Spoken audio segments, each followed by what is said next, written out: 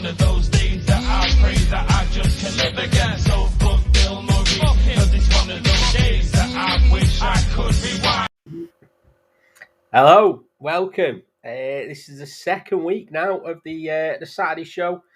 For those that didn't join in last week, so we're basically going to go ahead and use Mark as our expert, as we like to call him. Look at the weekend games that are on Sky. Mark's going to pick some sort of matchups where we think the games could be won or lost. What's a good matchup in there? And then we predominantly start to look at some of the fantasy stuff. So again, Mark's our expert there, as you'll see towards the end of this episode, how good I am.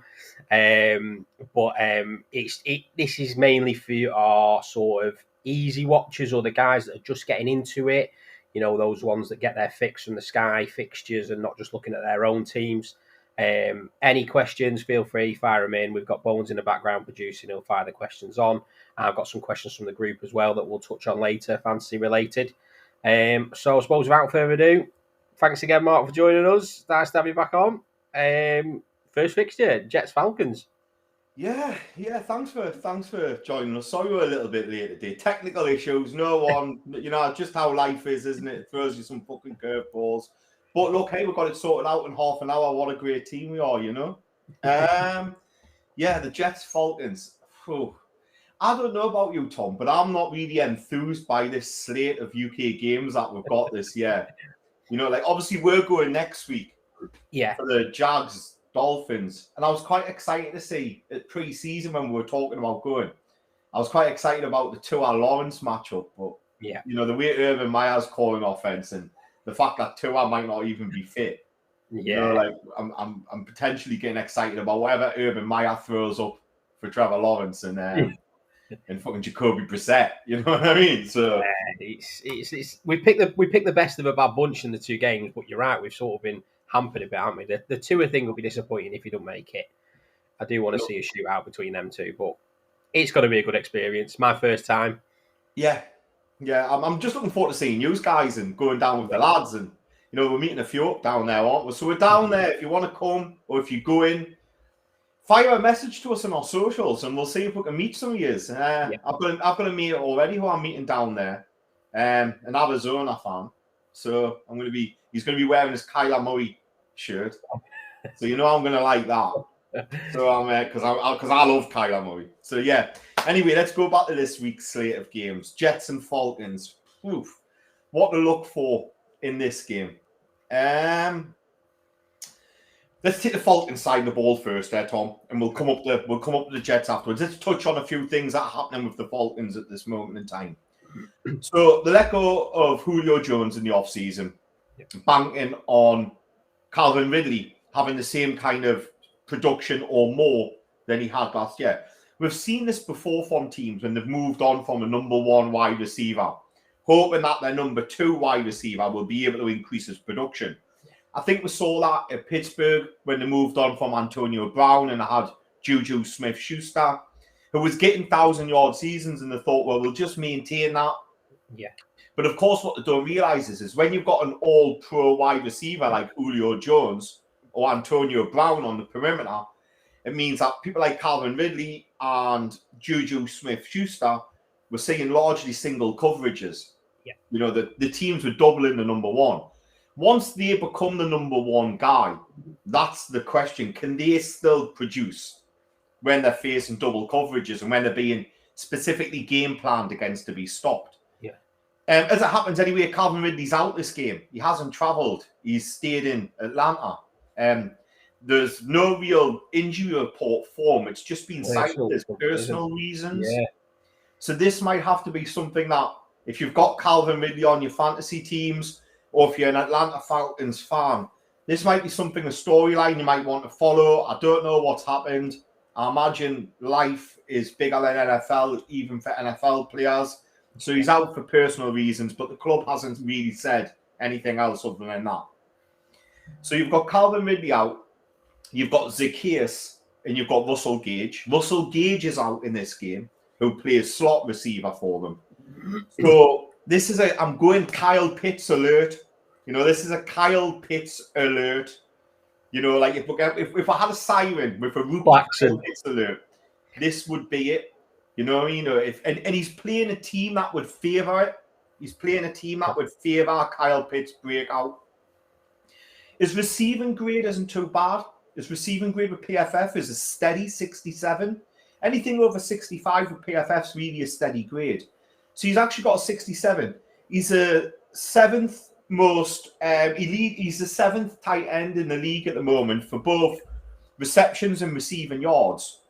But we've seen his targets go up week upon week as the Atlanta Falcons are trying to get him into this offense. Yeah. And last week he had 9 targets. He only caught 4 of them and he only got 50 yards. But you could see how they were trying to force the ball to him a little bit more. And I think if he's going to have a breakout game, it's going to have to be the Jets. You know what I mean? It's going to have to be the Jets. He hasn't scored a touchdown this season. No. He's got 189 yards. He's got himself 15 receptions. He's been targeted 24 times. You know what I mean? So it's not that he's not getting the share. It's that it points to me that there might be a little bit of teething problems between him and Matt Ryan as they start to get on the same page. The good news is this is the page to get on. Yeah. There's really nothing Jet secondary. Marcus May is a steady safety. Austin Davis is a steady safety. They've got 2 very young cornerbacks. You know, and I just feel that I think they're both second-year cornerbacks. They're a group who are building for the future. You know, like, but they're not going to really frighten anybody today, at least not in their secondary. So the matchup which I think the Falcons are going to want to look at is going to be, can we get Kyle Pitts the ball, and can Kyle Pitts put up 100 yards and a touchdown this game? You know. Yeah. I think we'll have to give some mention to Cordell Patterson. You know, like Cordell Patterson's he was a first-round draft pick back in the day when Minnesota took him. And he was always elusive and a bit of a yards after catch machine in college. Yeah. But he kind of made his name in the return game. He was at the Raiders for a little bit, and he's dotted around a couple of different teams, and teams have tried him as a gadget back, teams have tried him as a running back, teams have tried him as a wide receiver, and he's never really produced on any level of consistency. And I'm not really banking on him doing it this year, to be honest with you. I think it's a bit of an anomaly what we're seeing at this moment in time. Okay. But I mean, last week he had 82 yards, 5 catches, he had 3 touchdowns. They're clearly finding a way to get the ball in his hands in space, which is where he's going to be better. He's never going to be a high point wide receiver. He's going to be used out the backfield on sweeps, and he's going to be used out on, on long extended running plays and tosses, QB tosses. But they really want to get him the ball in space, right? And use that, I suppose, that elusiveness to be able to generate yards. But he deserves a mention in this game because last week he had 3 TDs, you know. He's RB3 on Sleeper at the moment for the season. Sorry? He's 3rd at running back on Sleeper for the season so far. I think he's going to be like touchdown dependent. I don't think he's going to continue it, Tom. I think it's just an anomaly. You know what I mean? Yeah. I wouldn't be banking on him. I wouldn't be like banking on him week in, week out. I think he might have a game this week because the Falcons are so depleted and they're not really getting a lot out of Mike Davis at the backfield. Yeah. So I think on the Falcons side of the ball, I think this is a breakout game for Kyle Pitts. But Cordell Patterson is also somebody to look at. I'll move on to the Jets in a moment, but I'll let you have a say on what you think about that. Yeah, so, I mean, it's funny you mentioned Patterson, and we'll go on to our Fantasy 3 later, but he is on mine. So, you're right. I've seen the Falcons this season. They beat us, and, no feat, but we struggled against him specifically. They had Ridley, which was big at that point. Like you say, you get a lot of double coverage on him and he takes away your big focus. And then you still see defenses scared of Pitts. So although he's not producing at the moment, the Giants were focused on him. They put peppers out on him quite a bit. So it is allowing, like you say, there's a lot of like the sweeps, or he doesn't tend to line up outside quite a bit. He does come from the backfield, a lot of movement. Your screens, he had a great screen against us. I'm with you. You would hope this would be Pitts' game, purely for our entertainment, the preseason hype over him and, what everyone wants to see from him. They want to see him succeed. And we've not seen him score a touchdown yet, which is a bit disappointing. But yeah, for me, Patterson is going to be big in this game, I think. The Jets are weak, aren't they? Yeah. The Jets probably, I mean, there's a question here. What if this ends up being Zach Wilson's breakout game? To be honest with you, neither defense here fills us with dread. I don't particularly like the Jets secondary.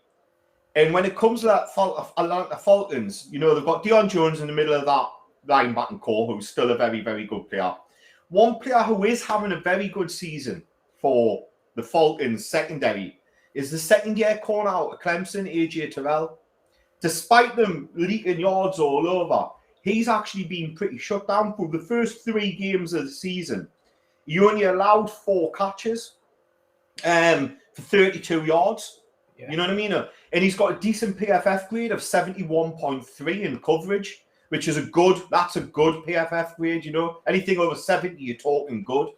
Yeah. So he's in his second year now. I like him for the Raiders coming out that draft, but he got taken a few picks beforehand by Atlanta. And he's starting to become a very good corner in his secondary for the Falcons. He plays left-hand corner. Left-hand corner. Yeah, he's watching the screen. He plays left-hand corner.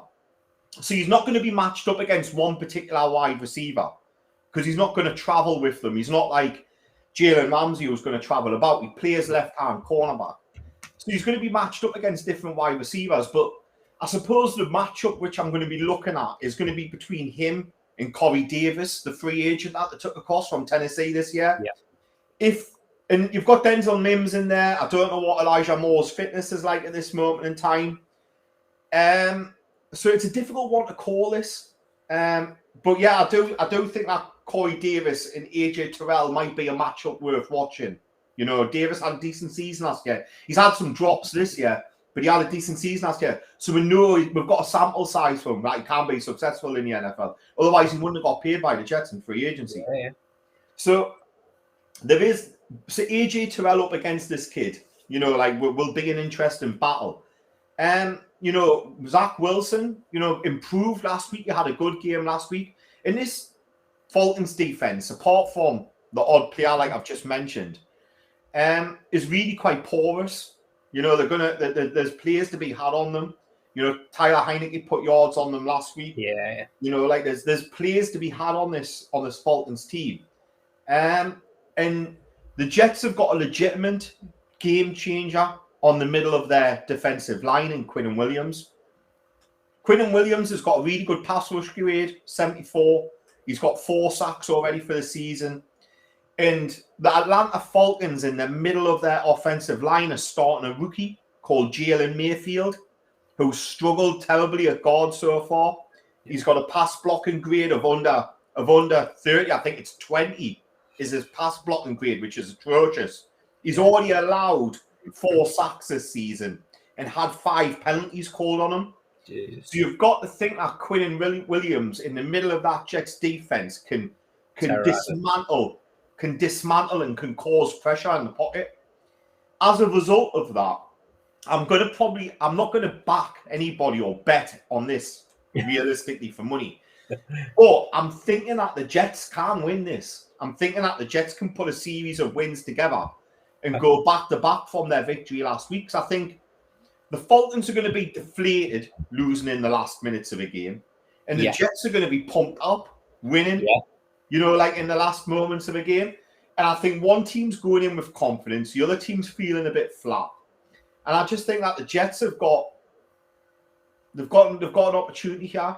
I can imagine they're going to stay away from AJ Tyrell because he's locking down.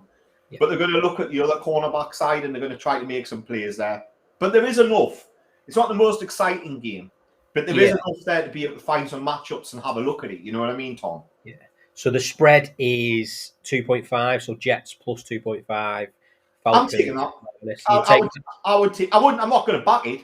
But if I wanted to back something in this game, I would take the Jets. I would put the money on the Jets plus 2.5. Yeah. I don't think there'll be anything more than a field goal in it either way. And I quite fancy the Jets to be the team that win it outright by a 3 goal. Right, okay. Like it. So next, you obviously got Packers and Bengals. Bengals, performing way above expectations at the moment. Packers back on the track after their first week misery. So what's your thoughts on this one? Exciting game. Yeah, the Bengals are really doing well. We'll have to give the Bengals some credit where credit's due. I quite fancied them to be a really improved team this year, but I didn't fancy them to be a winning record. I thought they might have been, squeeze their ways to 6 wins and improved. Because I thought the AFC North was very tough. But they've done well so far. I mean, but to be honest with you, it took a last minute, it took a field goal to beat Jacksonville last week. It took them time to put them away. But look, a win's a win on the record. Their offense is very exciting. They've got T. Higgins coming back this week. Yeah. So they're going to have Tyler Boyd lined up in Y. You're going to have T. Higgins lined up in X. And you're going to have that interchangeable with Jamar Chase, who's going to be lined up at Z. Jair Alexander has got an injury. He's been on the injury report for the Green Bay Packers. So we don't know if their star corner is going to play or not at this stage. I guess it's something to keep an eye on the injury report. We know that the Green Bay Packers with Davante Adams and Aaron Rodgers are going to put points on the board. So we know that the Bengals are going to have to keep up with that, and they're going to be going to the air a lot to keep explosive. This is a good matchup. I'm quite intrigued by this game. I'm more intrigued because it's in Cincinnati. So Green Bay coming on the road. If it was in Green Bay, I think Green Bay would be heavy favourites. But the Bengals' offense, I think, can have some staying power. And their defense hasn't been that bad this year. Their defense has been quite surprising. There we go. Jair Alexander is confirmed as out. So there we go. This is a big deal because it means Eric Stokes goes in there and Kevin King. And neither of them have good pass coverage grades. Stokes has got a couple of interceptions, but his pass coverage game's only 50. And we know that Kevin King can blow out in the biggest stage. and we know that the Cincinnati Bengals have got some weapons to exploit that. I think this could be a really good game for Jamar Chase. It's difficult to pick those. That's a really good wide receiver trio, Yeah, you've not got a standout, have you, really? You're expecting mixed receptions. But then I suppose that's huge for the Bengals. You'd rather have that, wouldn't you? Then you're keeping the defense guessing there where you're going. Got to keep them true. Yeah, you're going to go, well, who are they going to key on? And this Green Bay defense isn't too good, Tom. And with Jair Alexander gone, it's got a lot worse. Yeah. I think that the Bengals can put some points up here. I don't know if they can win it because, Green Bay's offense is absolutely brilliant. And Aaron Rodgers is Aaron Rodgers and Davante Adams is Davante Adams. And, they've got Tonyan, who seems to be a bit of a red zone threat. Yeah. You've got the 2 running backs who they're involved in now. They're bringing A.J. Dillon on alongside Aaron Jones, so you've got a nice stable of backs there. Expecting quite a high-scoring game, or? Yeah, I think that both teams are going to score over 20 points. I don't know what the over-under is officially. But I think there could be 48. There could be 48. There could be 50 points in this game, maybe. Over 47. Under overs 47.5. I would take it. I would take the over. Yeah. I think I would take the over. I think there could be 48 points in this game. I think both teams are capable of putting 24 points up each, especially with Jair Alexander out at this moment in time. The spread's 3 between the teams. Sorry, what was that? The spread's 3 between the teams. Bengals +3, Green Bay -3. Where would your money be on that? It's a tough one. I still think Green Bay are too good of a team for them. Yeah. If the Bengals had beaten the Jags more convincingly last week, I'd feel a lot more hopeful going in. Yeah. But look, that Jags offense is a bit of a mess at the minute with Urban Meyer. And I don't think he's figuring out how to play calls in the NFL, make play calls in the NFL. And I think that had the Bengals stomped all over them, I'd feel a lot more confident if I was a Bengals fan this week. Yeah. Despite the 3-1 record, they're meeting a very good Green Bay team. I think Green Bay will win it. I think it'll be by a touchdown. But I don't think that Bengals can hang around in this game. and make it difficult for them and make it uncomfortable for them. Will be a good watch, that. Yeah, it will be. It will be. So, next game, one I'll be honest, I'm not really looking forward to. Giants and Cowboys. I think we already know who your picked winner is here, but I think it's not really a surprise to anyone. I think everyone will be the same. But what's your thoughts? Where's this game won and lost? Daniel Jones. Okay. Daniel Jones, look, Daniel Jones had a really good game last week, and he had a decent game against the Falcons. Now, this is something that is unusual. We're in uncharted waters at this moment in time. I don't think Daniel Jones has strung back-to-back games together where he's been really impressive. He's been dead spotty. But seeing that, like this Cowboys team is designed to take the ball away on defense. It's not a particularly stifling defense, but what they're doing is they're creating turnover opportunities, and it's Trayvon Diggs who's been able to do that. Daniel Jones is going to have to throw the ball to keep up with what the Dallas quarterback Dak Prescott will do, and their air attack of CeeDee Lamb, Amari Cooper, the two tight ends that they've got in, and Zeke, who's no mug out the backfield either. I think they're going to put the ball. They're going to put the ball in Daniel Jones's hand, and Daniel Jones holds the key to this. If he throws 2 or 3 picks, which we know he can't, Tom, this game's going to get away from you quickly. Yeah. If he can be conservative with the ball, if your offensive line can protect him, and if he's going to have to be switched on, though, he's going to have to be switched on. At this moment in time, I don't think I would be going near Trayvon Diggs' side, because he's full of confidence. He's got 5 interceptions for the season. He's 5 interceptions for 4 games. He's on fire. Oh, he's on pace. He started becoming good at the back end of last year. Started looking good started coming along at the back end of last season as a rookie. I mean, for me, if I was the Giants, you're going to want to establish the run. You're going to want to keep the clock going. You want to get Saquon going. You want to try and bother that. You want to try and keep the ball out of Dak Prescott's hands is what you want to do, because I don't think yous are designed to stop teams scoring 21 points in a quarter.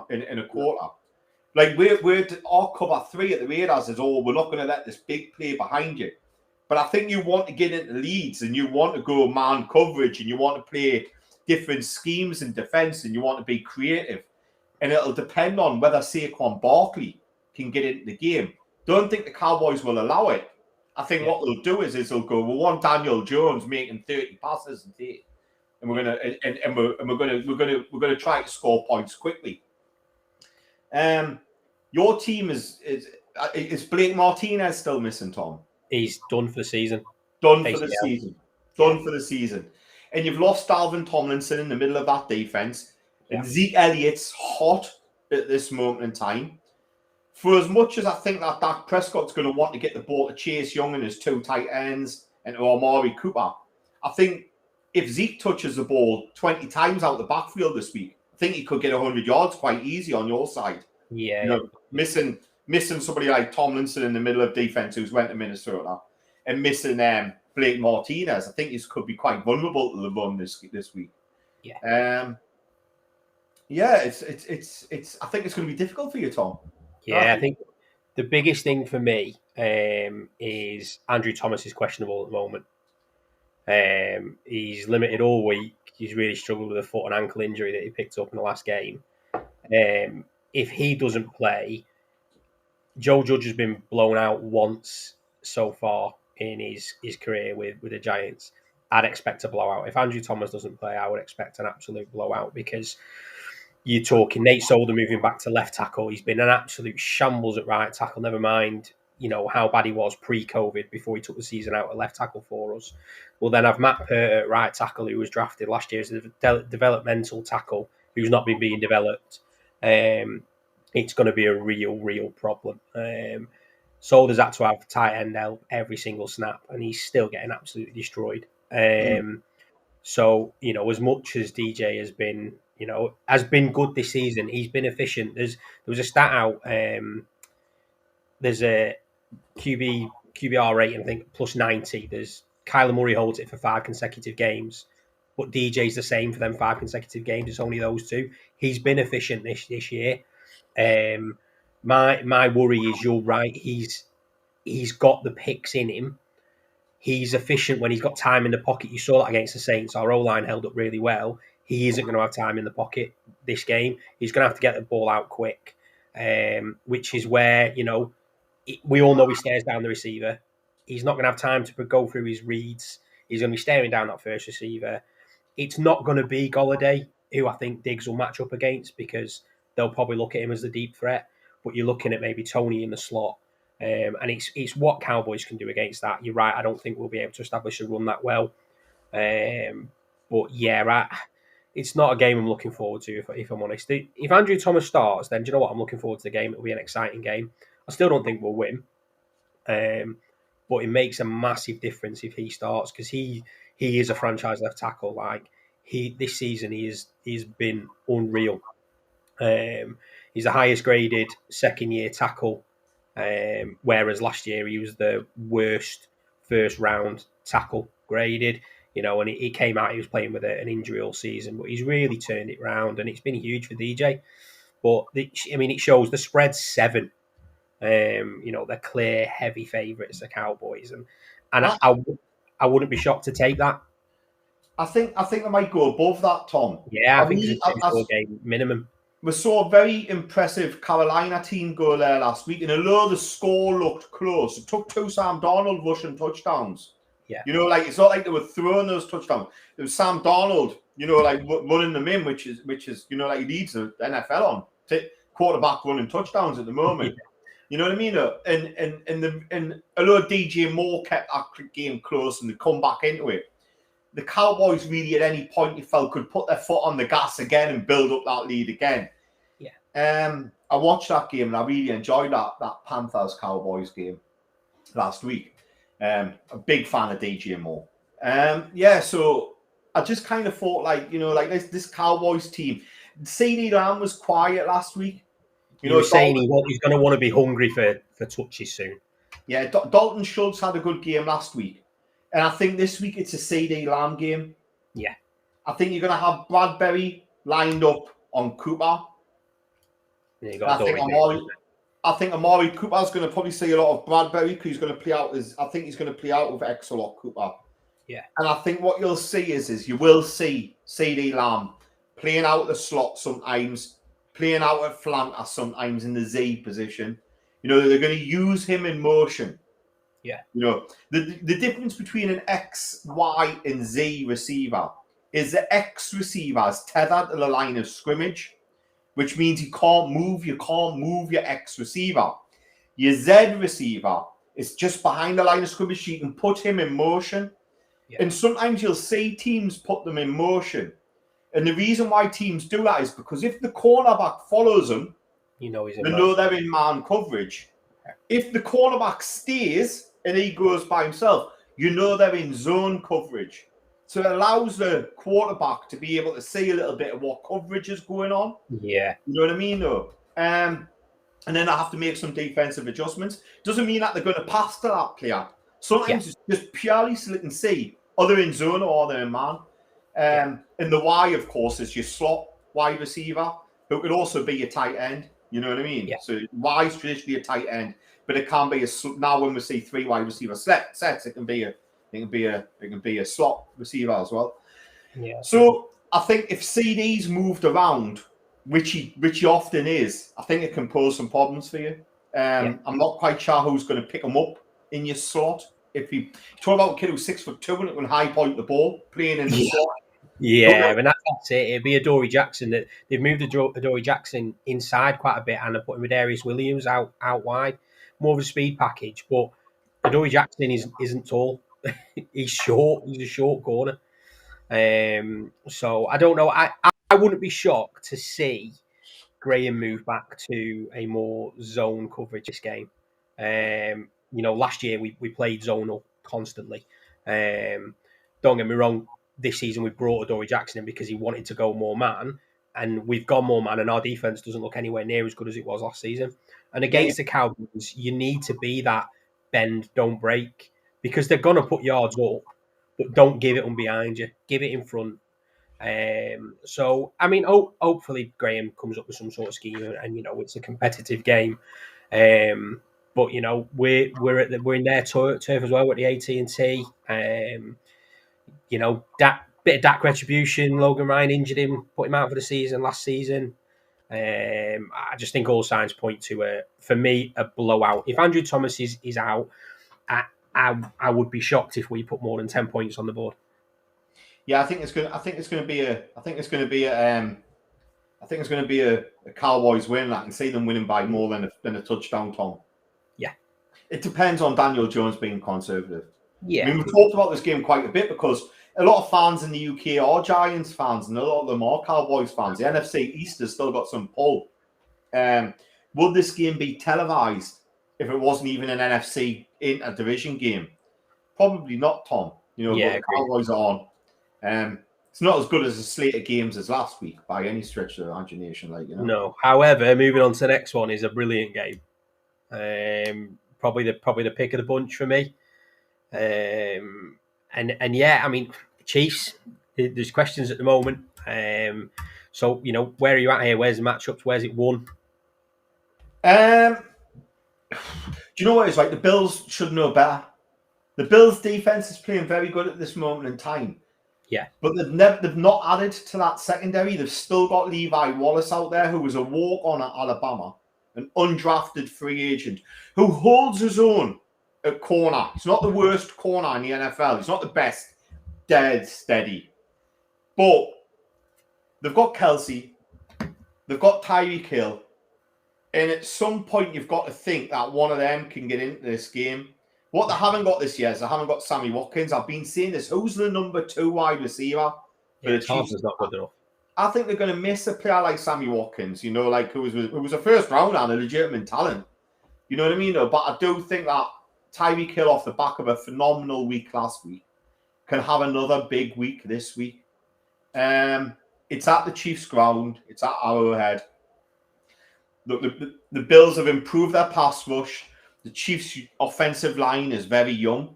They theoretically got 4 rookies on there because the kid who's playing right tackle didn't play last season. Sorry, 3 rookies on there. The whole centre, right guard, right tackle should all really be rookies because the kid who's playing right tackle sat out his first year because of COVID. They've got Orlando Brown, sorry. They've got Orlando Brown at left tackle and they've got Joe Tooney at left guard. So it's basically a brand new offensive line. Can the Bills pass rush put enough pressure on Mahomes? We know the formula to beat Mahomes now. Lots of zone coverage at the back, put lots of pressure on him at the front, close off with zones and quarter coverage and clamp down on his wide receivers and put pressure on him so he's scrambling around at the back. Yeah, making for them picks. The Eagles didn't even do that last week. They went man coverage against Tyreek Hill and got absolutely annihilated by Tyreek Hill because of it. Yeah. The Bills are going to go zone heavy. They're a quarters coverage team, which means they're going to leave their 2 safeties back. You never get them really dropping into the box much. Their cornerbacks are going to drop back and they're going to have a cover 4 at the back pretty much all the time. Yeah. I still think Tyreek Hill can take this game.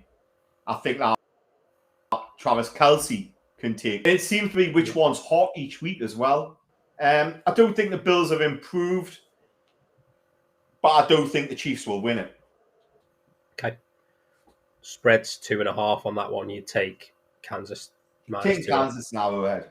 I'm taking Kansas now ahead. There's enough to like about the Bills. Josh Allen's got hot these last few weeks. We always said who's the real Josh Allen? Is it 2019 Josh Allen? Or was it 2020 Josh Allen? Yeah. First game of the season, he looked like 2019 Josh Allen. Last week, he looked like 2020 Josh Allen. You know what I mean? And you're like, look, they've invested in him, so they think that's what he is. And look, to be honest with you, his last couple of games, he's looked more like the Josh Allen last year. Yeah. I think he can score a touchdown with his own legs this week. If I was having a little punt, I might go Josh Allen for a touchdown of his own, an anytime touchdown by himself. Yeah. Chiefs defense is weak so far this season. Yeah, they play a lot of man coverage, and you've got Diggs out there. You know, they play a lot of cover one. They blitz a lot on third down and play cover zero. You know, Yeah. where it's just lined up in man. Their defense, you know, there is places you can win on them. Steve Spagnuolo, he wants to create pressure, and he wants to play a wide front. Chris Jones has moved outside the defensive end and hasn't been as good as he was in No inside production. defensive tackle. Frank Clark's been a real disappointment, apart from some playoff games since he's arrived there. He's been a bit of a waste of a draft pick and wages. Yeah. And yeah, I just think that the Bills will be enough hope there for them. I just think that, look, the Chiefs have already lost once at Arrowhead this season to Chargers. I don't think they're going to lose twice there in 1 year. You know what I mean? Yeah. I don't think they're going to lose twice there in 1 year. They're going to have fans there. The stadium's incredibly loud. They're going to make it difficult for the Bills quarterback. You know, and I just think that the Chiefs, they're getting Kyle Edwards-Helaire into the game, and I think that I'm backing the Chiefs to win. And if I'm picking a matchup, would I say Kelsey? Would I say Hill? I think Hill can have a big game again this week. You know, I think it's going to be one of them. And I think Hill can have a big game again this week. I think Diggs might do better this week than what we've seen recently. I think Diggs. Yeah, been a bit quiet so far, hasn't he? Yeah, I think Diggs can. He's been a factor. He's just not got in the paint. You know what I mean? Yeah. I think that Diggs can have a good game this week. They're going to need him. They're going to need him. But there's nothing particular about that secondary outside Tyron Matthew, who really is frightening. You know. So I think this couldn't be a high. I think this will be a high scoring game. What's the over/under on this, Tom? Let's have a quick scan now. Let's have a look. I think this will be a high scoring game. 52.5. Yeah, it's going to go over. Yeah. It's going to go over that. I'm backing you over on that. I might parlay that. I might make a nice little parlay out of that. You know, and take the Packers Bengal to go over 48.5. Yeah. And chuck this Chiefs game to go over. Yeah. And then maybe try to find another over game, which I really fancy, you know? Yeah. Actually, I might have a look at the Chargers Browns, because I think that game might go under. I think that'll be quite a tight, close scoring game. So I might stick a little parlay in there, like, you know? We'll get them on Twitter for the followers. Yeah. They love the Geordie Preachers bets. So then the last game, I think if you'd said at the start of the season, you know, Colts versus Ravens on TV, you'd be quite excited to see it. Colts haven't lived up to expectations. Ravens either. Yeah, to be fair, you're right. But they've got them all, so they're always exciting to watch, aren't they? So, biggest matchup here for you, you know, where's this won and lost? Carson Wentz again. A lot of this is on the quarterbacks this week. Yeah. You know, a lot of this is on the quarterbacks this week. The Ravens defense is slightly depleted since they lost Marcus Peters, but they've still got like Jimmy Smith, and they've still got Marlon Humphreys, and they've still got a lot of talent there. That defense in general is going to blitz a lot. Morwig's going to want to blitz a lot. He's one of the most blitz-heavy defensive play callers in the NFL. That Colts offensive line hasn't been great. They never really drafted a left tackle. Quentin Nelson's banged up. I think he still might be on IR. He might be playing now. I don't know. I haven't followed the Colts that closely. But either way, you know what I mean? I think that this is going to be, you know, on Carson Wentz. You know, can they put him under pressure? He keeps to hold the ball too long. 2 sprains Carson Wentz, as Bones Jones put in the chat. You know, I think that's where the game will be won or lost, on the arm of Carson Wentz. I don't see the Colts winning this. I don't know how they can win this. I think the Ravens are going to thud them. And I think that they're never going to really be behind in this game. I think they'll probably score and keep the lead all the way through it. I think I'm interested to see what the Ravens do with running back. You know, they've got Latavius Murray. There was an ex-Raider there. I don't know if Bell's been activated off that practice squad yet. Yeah, he got a few snaps last week, his first game. So there we go. You see, I think that Lamar Jackson can have quite a big game here this week. Yeah, he's a beast. He as much as people question him, for me, he's unbelievable, and he's such a good watch. The over and unders, the spread 6.5, 1 score game. I think. Yeah, I'm taking the Ravens on that. But yeah, I think other than that, there's nothing much interesting. Over-unders probably quite, 43 sort of average. You'd expect it because the Ravens, but it's whether the Colts can put any points on there. Yeah. But yeah, it'll be interesting to see. So I've flagged some questions we had in the group over fantasy. I know you've probably answered quite a few of them in there, but just in case anyone else is wanting to listen or has the same sort of dilemmas, let me just have a quick look at the starred messages. So Chris has asked, who should he start at his second running back slot? So he's got Derrick Henry in his first, but the second is either a questionable Swift or Leonard Fournette. Who would you start second? Miami's defense running against their run defense hasn't been good this year. And I know that Ronald Jones hasn't really had the success he was having last year. Yeah. I've got Fournette in one of my fantasy teams, and I've put Fournette in this week. I mean, the other option was Myles Gaskin, by the way. Yeah. He's just had a terrible freaking year. So I was like, or Damian Harris, who hasn't had such the year expected from New England. I've got Alvin Kamara on the other spot. So I'm picking between Damian Harris, Myles Gaskin, and Leonard Fournette. And I've decided to go with Leonard Fournette this week. I haven't got quite the luxury that Chris has got. But I do think, look at Bones putting up his Swift. But I do think that this could be a Fournette game because Tom Brady looked pretty rusty against his old club last week. Yeah. I mean, he still threw some dimes. It's Brady at the end of the day, but Fournette comes out and Antonio Brown's drop. Oh, that was a dime. It was a shame. Would have been a 20-point game for me had to. I enjoyed it, to be fair. His second question, so probably a big one for a lot of people. Russell Wilson's looking like being out for 6 to 8 weeks. Can Geno Smith, I think he's called, step up and replace him? Or the specific question was the options for a replacement in his team are either Derek Carr, Sam Darnold, Trey Lance, Matt Ryan, Mac Jones, or Justin Fields. I don't know why he's got 6 quarterbacks, but that's what the question was asking. Who would you be putting in there this week? He's obviously playing in a 10-man league, and you can just stream a quarterback in. Look, it depends what you want to do. If you want to be steady and you want to pick a quarterback and just leave him in for the 4 or 5 weeks that Russell might be potentially out for, you could look at somebody like Carr or Darnold and think, I don't have to stream it in. If he's looking at matchups, the Justin Fields matchup's particularly good this week against the Raiders. The Raiders' defensive front play a penetrative 4, which means that their MO is to get upfield and to affect the pass. They don't think about the run. It's about one gap penetration, get up and affect the pass. If it's a run play or quarterback designed run play, they're not specifically playing contain. That's up to our linebackers to do that. Okay. And I think that there could be yardage for Justin Fields underneath that. I think if he is going to want to scramble about, because I think he's going to be forced to with Max Crosby and Yannick Ngakoue in his grill and that offensive line. So he is going to have to kick the pocket a few times.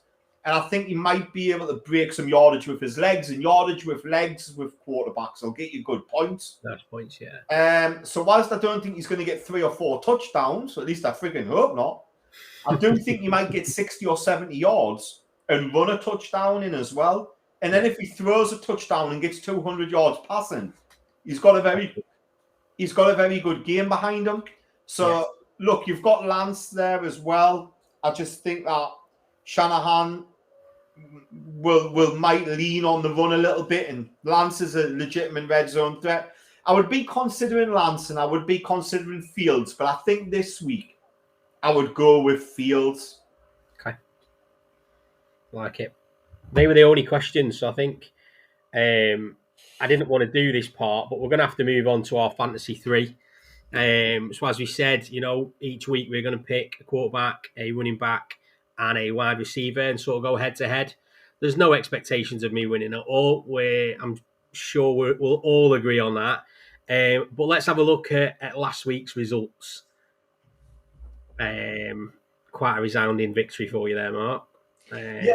especially since Antonio Brown dropped that TD, which he should have Yeah. caught. You know, Yeah. that could have been a lot. That could have been an extra 6 points there. So it could have Yeah. been 72-55, Tom. I picked the wrong running back from Kamara's game. I should have gone Buddy Saquon. Yeah, if you took fucking Henry, you'd have been close, wouldn't you? Yeah, but like I said, it was the pick was he either went off and at least I had something to go with, and I could come in here and go, well, at least Alvin Kamara scored well, or he did shit and we won.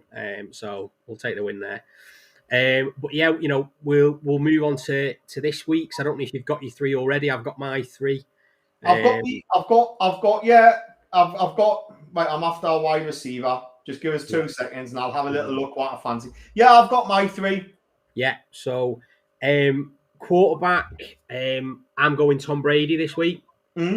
So Dolphins have been poor, haven't they? Let's be honest. And I'd expect with JPP and Jamal Dean are back for Tampa this week. I'd expect them to be getting the ball back off the Dolphins relatively quick. I think Brady will see a lot of possession. And he didn't throw a TD last week, so it's not like Brady.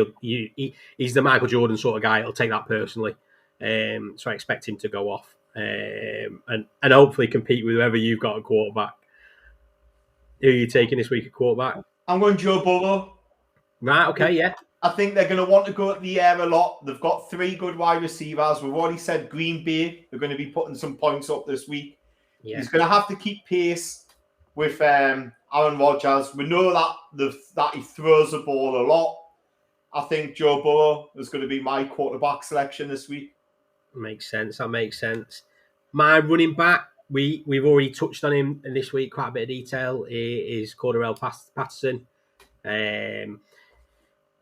He's a triple threat. You know, he gives you special teams points, he gives you rushing points, and give you receiving points. Calvin Ridley out, it means that he's probably going to have more of a reception game. You'd like to think that, he'd line up a bit more. Jets aren't anything special, not that the Falcons are. But I was having a look, and there's not many big running backs I'd look at this week. And I also like to not take the sort of big names, although I've selected Brady at quarterback. But so yeah, I'm going Patterson there. Where are you at this week? No, I like your logic. He's going to get receptions. He's going to get running back touches. I like your logic. I've got Nick Chubb. Yeah. I think Nick Chubb against what was coming into last week, a very poor LA Chargers run defense. Look, they managed to stop the Raiders, but I think that was more down to our offensive line being pants. Or centre not knowing who his blocking assignment was. And Josh Jacobs having a duff ankle so he couldn't cut. Yeah. But I do think that the Browns will want to establish the run. They'll want to keep the ball out of Justin Herbert's hands. I think that there is a soft centre to this Los Angeles Chargers front four. And I think that Nick Chubb will go off in that game. Yeah. It's good. I think Bones has said there, that Henry did well last week because, well, he does well every week, let's be honest, but no AJ Green and Julio Jones there is huge. But I think AJ's due back this week, or he's at least questionable rather than being confirmed as out. So who the Titans got? I'm sure they've got on Chester Rogers, Julio Jones. Who the Titans playing, you mean? Yeah, who the Titans playing, yeah. Oh. Having a quick look now. Jacksonville. Well, yeah. Oh, God, yeah. Maybe I should have gone Henry, but and then wide receiver again. I've gone a bit left field, but there's reason behind it. I've gone Kadarius Toney. We touched on DJ's going to have to get the ball out of his hands quick. Shepard's been confirmed out again, so Tony's going to line up in the slot a lot. He had a bit of a breakout game against the Saints. He was finally on the scene. There was one play where he made the same person miss 4 times. His ankles are just ridiculous, and he's this gadget player. And I think if the Giants are without Andrew Thomas and they're expecting to move the ball down the field, they're going to have to look at Toney because they're going to have to get the ball out quick and hope that he makes players miss. So I'd like to see him get a touchdown. It'd be great for him to score his first touchdown. But yeah, I've gone there. There's plenty of others out there, without a doubt. But Bit No, of bias. I'm a bit like you. I'm trying not to pick the big name. I'm trying to pick that next tier down. I think I'm not going to choose him, but I think Nuke Hopkins, will have a massive game against the San Francisco 49ers. Yeah. I don't really rate that San Francisco 49ers secondary. I don't know why the Seahawks went away for Metcalf last week when he was playing them, because he was catching the ball at will, and I thought he was going to have a massive game. And the Seahawks went away from Metcalf, and I'm not too sure why. So I do think DeAndre Hopkins will have a massive game against the San Francisco 49ers. But I'm not trying to pick those top echelon guys. I kind of chose Henry last week, and I felt a bit dirty. So I'm going to go the next tier down, and I'm going to go DJ Moore again. Really like DJ Moore. I don't rate this Philly secondary. Whilst I do think their defensive front is sneaky good, I do think that Sam Darnold and DJ Moore have a connection already. Christian McCaffrey's out injured still. And I think, DJ Moore had a good game last week. He's a yards after catch machine. He's going to be getting a lot of those 8, 9, 10-yard passes that McCaffrey would be getting out the backfield. He's just going to be getting them on shallow crossing routes. And I think that DJ Moore will have another big game again this week. I like it. And I love DJ Moore. He's solid, isn't he? He's a solid player. Love him. He's class. They did well taking him, without a doubt. He was free agent this year, wasn't he? Sorry? Did they pick him up in free agency this year? No, they drafted him. He was our own draft pick. DJ Moore, he's been there. He's only 23, 24. He's been there 4 years now, I think. Right. Okay. He got 1,000-yard last season for them, and this year he's really coming along as an NFL player. He was young when he came into the NFL, Tom. He was a junior when he came in. So he was like 20 coming into the NFL. Yeah. And I think he's like 23 now at the moment. He's due to turn 24 soon. But he's fast becoming a very, very good. He's going to get paid. Is it contract year next year then? Contract year next year. They'll pick up a 5th-year option and then he'll get paid after that. So it reminds us, he's a bit like Steve Smith Sr., who played for them, who should go to the Hall of Fame soon. Yeah. It was one of my favourite wide receivers in the NFL. Just real gutsy, 5'10", 5'9". Nearly in the mouth, play outside, feisty, Yeah. You were saying, I know you were saying in the overtime pod, he's just a yak monster. Yeah. And really good yards after catch machine, Moore. Just so stout, hard to get down. So I think DJ Moore. Perfect. Do you want some City good bets? Yeah, they're locked in. So I think what we'll do again, I think we did it last week, we'll go back to the televised fixtures and we'll just get one fantasy player from you for each one. So obviously we already had Rams and Seahawks. We won't go there, but Jets and Falcons. Kyle Pitts. Packers, Bengals. Jamar Chase.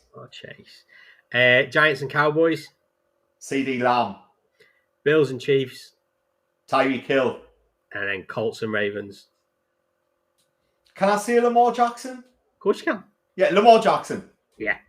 Without a doubt. I'm trying to stay away from quarterbacks, but Lamar Jackson's going to have a threat with his legs as well. Yeah, of course he is. He's a different breed. Right, well, that's it. Second week done. We're going to continue this. Next week I won't be here as I'm travelling down to London on a Saturday, but we'll have someone filling in. Won't be as good as me, obviously, but they will be here. Mark, I think you're available next Saturday. You're meeting us on a Sunday, aren't you? Yeah, I'm meeting us on the Sunday. I'm coming down the Sunday, so I'll say I'll be on Saturday. I imagine I might be on with Jordan or one of my boys if you and Matt are going down together. Yeah, because I know Jamie's. I think he's in Manchester next weekend as well. So you're right. One from the overtime. But as always, fire us any questions at any point throughout the week if they pop up. They don't need to be done on a Saturday. We'll save them. We'll go over the fixtures again next week. We'll look back at our scores. Maybe I'll have a better week this week. And it won't be a good 10 points in it. And we'll go from there. So, thanks again. We'll see you next week. Yeah, thanks, everyone.